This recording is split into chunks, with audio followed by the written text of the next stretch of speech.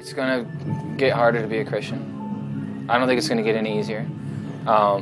We've had some recent situations where it's the media, if they realize that you're a Christian band or just a Christian, even probably kids at your high school or your college, they're even more interested in making you look like the hypocrite, because they can't.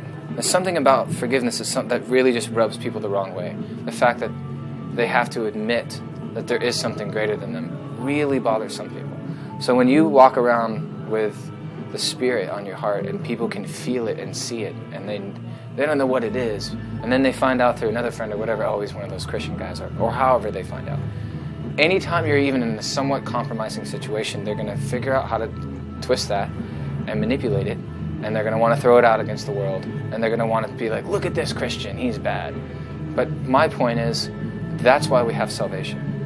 Because you are going to make mistakes. Just because you got saved doesn't mean you are going to live a perfect life. And if you think that, I would just like to tell you right now that you're wrong.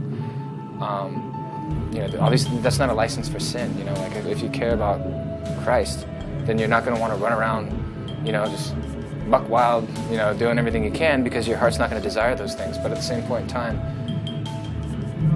there's a lot of people out there that are going to judge things and twist things around against you. But if you know that your heart is pure, who cares?